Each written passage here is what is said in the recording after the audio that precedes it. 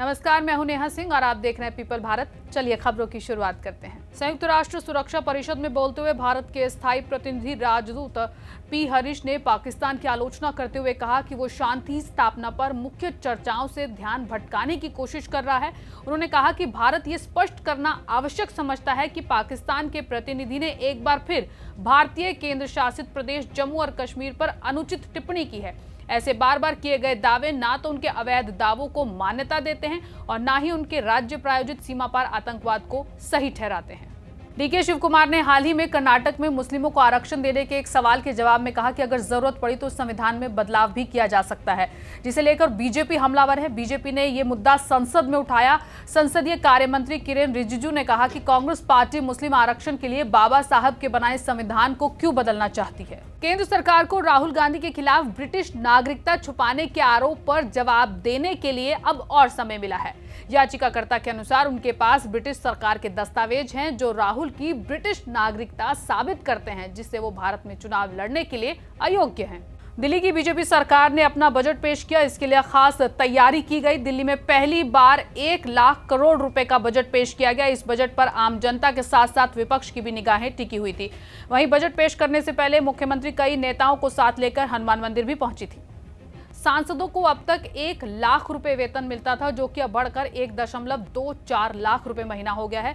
दैनिक भत्ते में भी 500 रुपए की बढ़ोतरी होने के बाद अब 2500 रुपए प्रतिदिन होगा। पूर्व सांसदों का न्यूनतम पेंशन 25,000 रुपए से बढ़ाकर अब 31,000 रुपए प्रति महीना कर दी गई है। सुप्रीम कोर्ट ने यूपी सरकार को बिना कानूनी प्रक्रिया के घर तोड़ने पर फटकार लगाई है। कोर्ट ने प्रयागराज में वकील, प्रोफेसर और अन्य के घरों को पुनः निर्माण की अनुमति दी है, जिनके घर बुलडोजर से तोड़े गए थे। कोर्ट ने कहा कि सरकार को आम जनता को उचित समय देकर अपील का मौका देना चाहिए था। चेन्नई के मुख्यमंत्री एमके स्टालिन ने सोमवार को कहा कि डीएमके हमेशा मुसलमानों के राजनीतिक अधिकारों का समर्थन करेगी और समुदाय की रक्षा करेगी।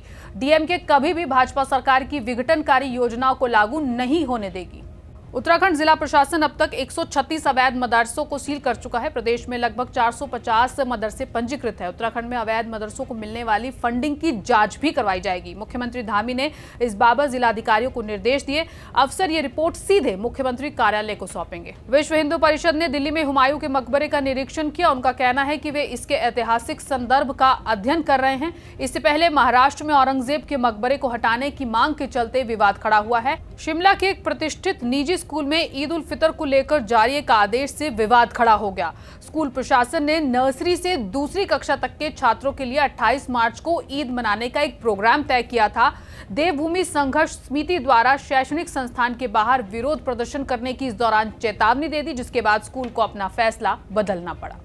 इस तरह के मामले लगातार बढ़ने से कहीं ना कहीं एक डर का माहौल बढ़ता जा रहा है। चाहे बिहार में प्रिंसिपल का सस्पेंशन का मामला हो, या फिर नागपुर में हिंसा हो, या फिर संभल में जामा मस्जिद में रंग से जय श्री राम लिखना हो, ये सब मामले आपसी भाईचारे को कहीं ना कहीं ठेस पहुंचाने का काम करते हैं।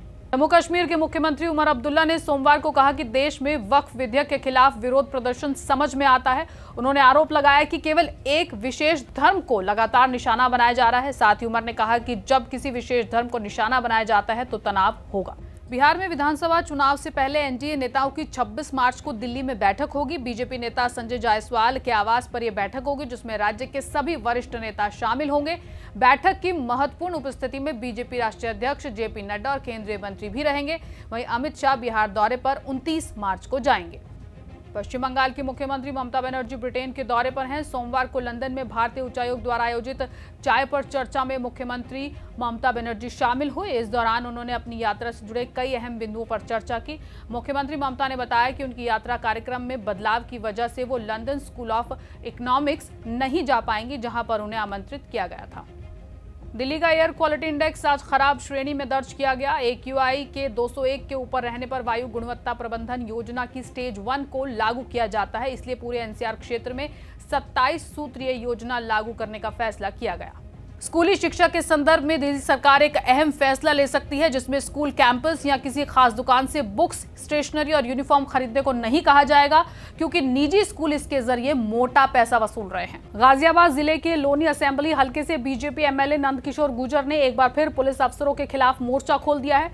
उन्होंने पार्टी को शो कॉज नोटिस के जवाब में बीजेपी के राज्य के अध्यक्ष भूपेंद्र चौधरी को एक खत भी लिखा है। महाराष्ट्र में हो रहे वाकयात को लेकर एक रिपोर्ट शेयर की गई है और बताया यह गया है कि अब तक महाराष्ट्र में सांप्रदायिक अशांति की 823 घटनाएं हो चुकी हैं, जिनमें नागपुर में हुई हिंसा भी शामिल है, जिसमें कहा कि औरंगजेब की कब्र को हटाने की मांग वाले मामले पर सोशल मीडिया पर सबसे ज्यादा बवाल होने का जिक्र किया है और सबसे ज्यादा मजहबी मामले होने की बात कही गई है। अहमदाबाद के जामलपुर विधानसभा क्षेत्र से कांग्रेस विधायक और गुजरात विधानसभा में एकमात्र मुस्लिम विधायक इमरान खेड़ावाला ने सोमवार को अध्यक्ष से सुरक्षा की मांग की। उन्होंने आरोप लगाया कि सत्तारूढ़ बीजेपी के सदस्यों ने उन्हें विशेष समुदाय से जोड़कर अपमानजनक टिप्पणियां की।